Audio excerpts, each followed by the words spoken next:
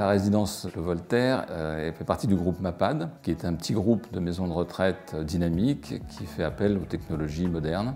Il existe une pathologie extrêmement sévère en EHPAD qui est la sarcopénie. Cette fonte musculaire en fait concerne absolument toutes les personnes âgées et est une problématique qui est liée au temps qui passe et à la dénutrition protéique. Pour lutter contre cette sarcopénie, nous avons acquis dans l'EHPAD un appareil qui est le Uber 360 Evolution qui permet de faire travailler nos personnes âgées sur cette machine et de viser spécifiquement la musculature profonde de la personne et ainsi de lutter contre cette sarcopénie. Le Uber 360 a ce côté ludique avec un accompagnement d'un kiné qui explique les choses dès le départ à la personne. Il sert à la rééducation du sujet âgé vulnérable en EHPAD, comme ça peut être dans un cabinet quelconque de kiné. Mais en EHPAD, son utilité, c'est que nous avons une population beaucoup plus malheureusement dépendante, que ce soit neurologiquement ou physiquement.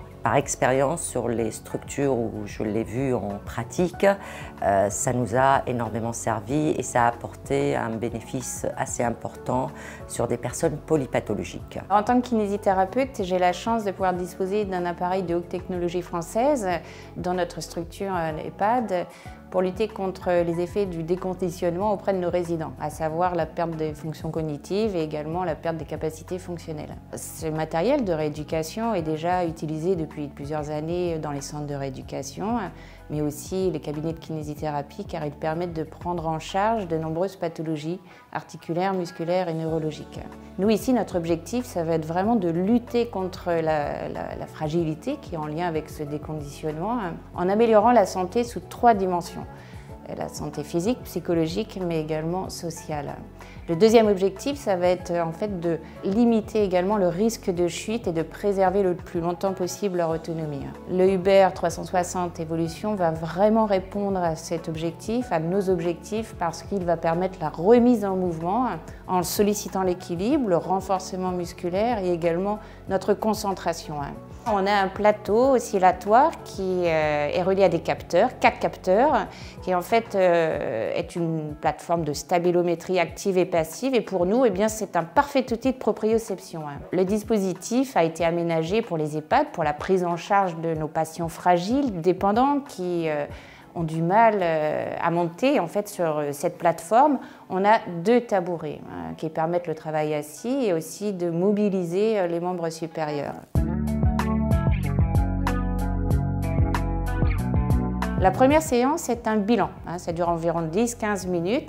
Il va enregistrer différents paramètres comme la coordination, l'équilibre, la résistance musculaire et également le poids. Toutes ces données sont mémorisées dans le dossier patient et vont être aussi enregistrées tout le long des séances, ce qui pour nous va nous donner une courbe de progression et de suivi, un élément capital dans la motivation. Et je peux les faire travailler soit en accédant à un programme tout établi qui offre un large choix de soins, ou soit au contraire aller dans le menu libre et là adapter l'exercice en fonction du bilan. Ce qu'on va voir s'améliorer au fur et à mesure des séances, ça va être l'autonomie, le périmètre de marche, les fonctions cardio-respiratoires et il va y avoir aussi des changements sur la personnalité parce que le fait de pouvoir retrouver la capacité de réaliser des activités qu'ils pensaient ne plus faire, ça va leur redonner de la confiance et ça va leur procurer beaucoup de plaisir. Je recherche l'équilibre pour positionner mon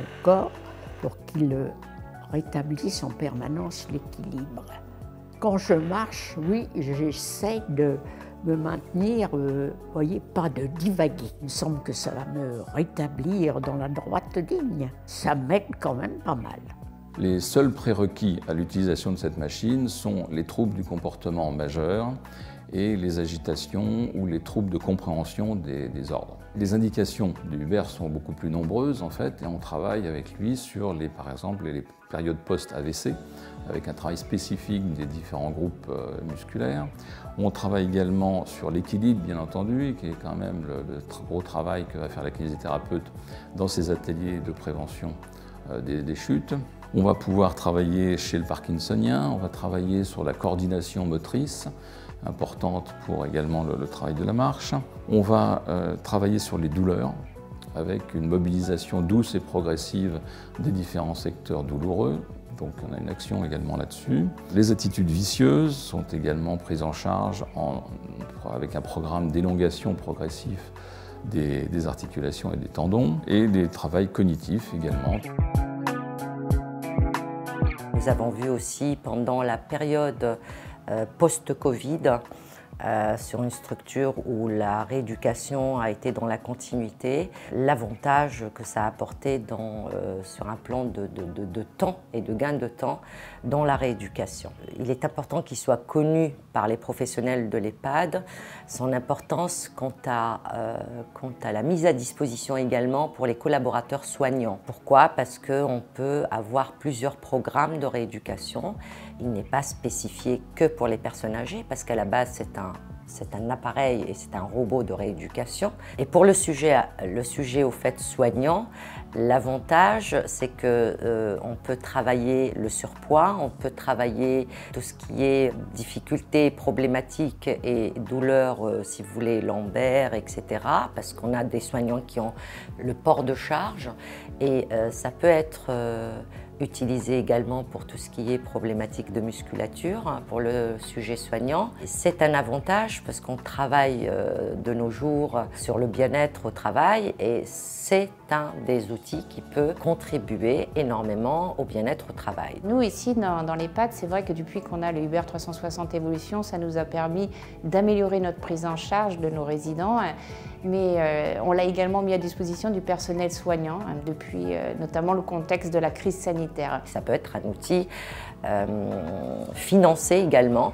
Pourquoi je l'appelle comme un dispositif médical et je le considère comme un dispositif médical, d'une parce qu'il a un intérêt de soins, de rééducation, et deuxièmement parce que le dispositif médical rentre dans du matériel qui pourrait être pris en charge par nos autorités administratives telles que l'Agence régionale de santé, qui contribue bien dans le financement de quelques dispositifs médicaux dans les EHPAD, et également la CARSAT pour le personnel soignant.